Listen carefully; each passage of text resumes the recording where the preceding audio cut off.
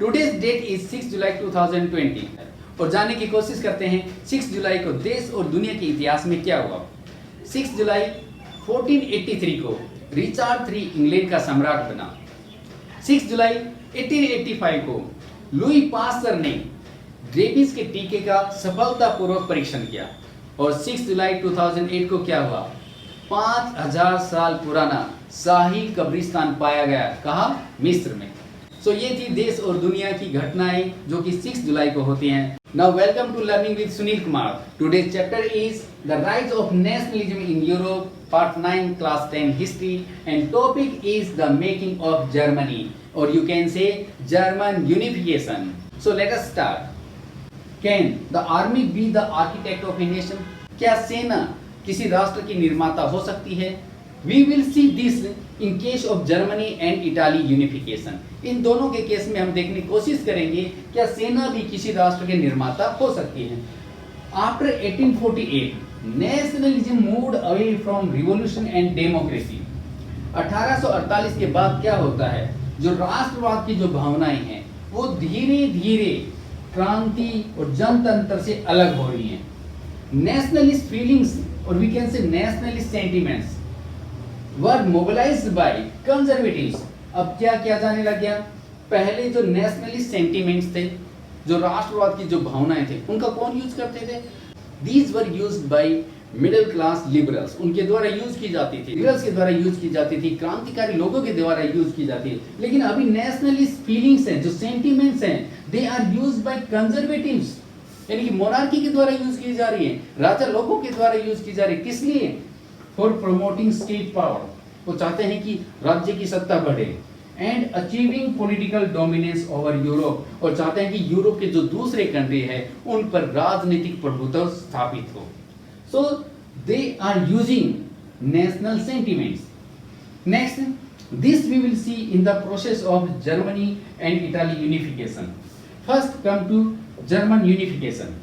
In 1848, nationalist feelings were widespread among middle class Germans. यानी 1848 में क्या होता है, जो जर्मनी के मिडिल क्लास के लोग हैं उनमें क्या है, नेशनलिस्ट फीलिंग्स, देशभक्ति की भावनाएं हैं, राष्ट्रवाद की भावनाएं हैं उनके अंदर।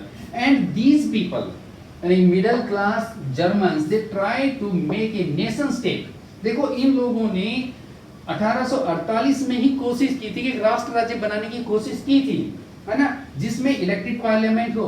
लेकिन क्या हुआ, this initiative was repressed by monarchy and military and supported by land owner of Persia.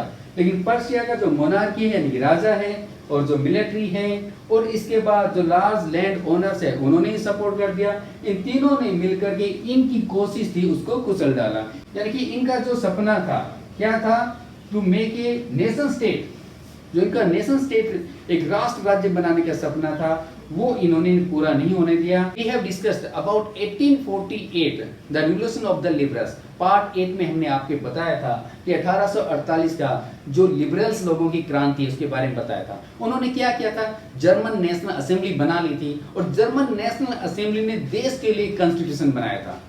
But this constitution was rejected by the king of Persia. उस समय पर्शिया का जो राजा था जर्मन नेशनल असेंबली के द्वारा बनाए गए कॉन्स्टिट्यूशन को रिजेक्ट कर देता। उस समय पर्शिया का राजा कौन था?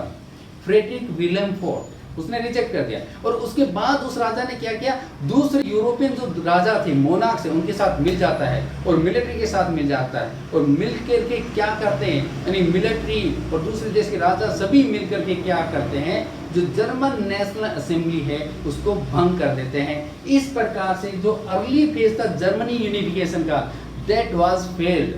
Now Persia took the leadership for national unification। अब पर्शिया ने खुद जिम्मेदारी ले ली है राष्ट्रीय एकीकरण करने का।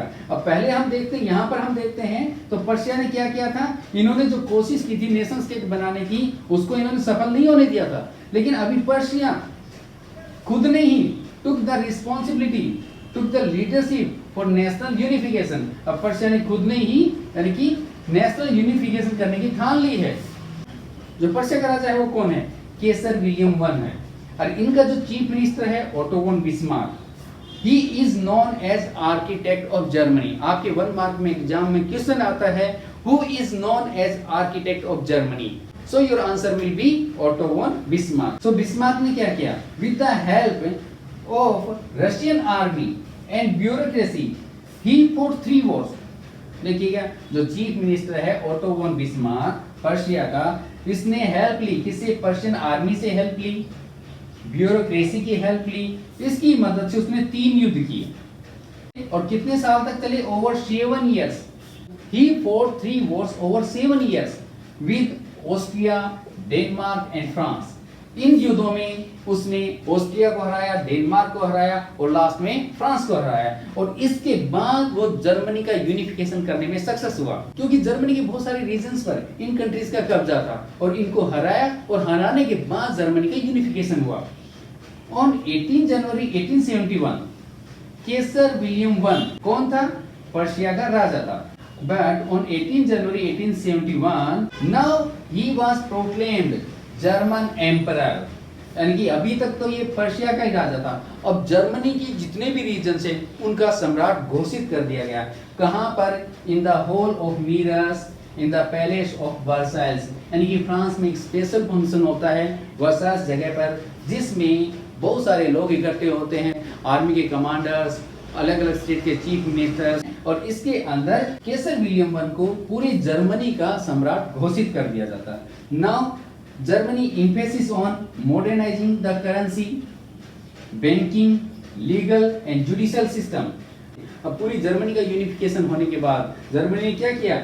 Modernising the currency, modernising the currency, currency का मॉडर्नाइजेशन किया, आधुनिकीकरण किया, है ना. बैंकिंग सिस्टम को सुधारा, लीगल और जुडिशियल सिस्टम को सुधारा. और इसके बाद these practices or we can say these measures were became models for rest of the Germany. इस प्रकार से हम देखते हैं जर्मनी का यूनिफिकेशन कंप्लीट हो जाता है. आइए एक बार फिर से आपका रिवीजन करा देते हैं. Can the army be the architect of a nation? क्या सेना किसी राष्ट्र का निर्माता हो सकती है? After 1848 nationalism moved away from revolution and democracy.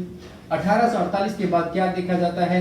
जो राष्ट्रवाद की जो भावनाएं हैं वो धीरे धीरे क्रांति और जनतंत्र से अलग होना शुरू हो जाती है. Now nationalist sentiments were mobilized by conservatives. यानी कि जो कंजर्वेटिव्स हैं, जो मोनार्क को सपोर्ट करने वाले लोग हैं, अब उन्होंने जो नेशनलिस्ट फीलिंग्स का यूज करना शुरू कर दिया है, राष्ट्रवाद की भावनाओं का यूज करना शुरू कर दिया. पहले किसके द्वारा यूज की जाती थी? ये क्रांतिकारी लोग होते थे, वो नेशनलिस्ट फीलिंग्स का यूज करते थे. लेकिन अभी कौन इस्तेमाल कर रहा है? कंजर्वेटिव लोग यूज कर रहे हैं. क्यों? For promoting state power. वो चाहते हैं कि राज्य की सत्ता बढ़े and achieving political dominance over Europe. और जो यूरोप के दूसरे कंट्री है उन पर पॉलिटिकल डोमिनेंस बढ़े. This is seen in the process of Germany and Italy unification. First come to Germany unification. इसमें हम देखते हैं in 1848 nationalist feelings were wide spread among middle class Germans. 1848 में क्या होता है? जो नेशनलिस्ट फीलिंग्स हैं, राष्ट्रवाद की जो भावनाएं हैं, देशभक्ति की भावनाएं हैं, वो किन में होती है? मिडिल क्लास जर्मन लोगों में होती है. और ये क्या कोशिश करते हैं? They try to make a nation state. इन लोगों ने 1848 में ही जर्मनी का यूनिफिकेशन करने की कोशिश की थी, एक नेशन स्टेट बनाने की कोशिश की थी जिसमें इलेक्टेड पार्लियामेंट होगी. लेकिन इनकी जो कोशिश है उसको असफल कर दिया जाता है. यानी कि इनकी जो कोशिश है उसको असफल कर दिया जाता है, कुचल दिया जाता है. किसके द्वारा?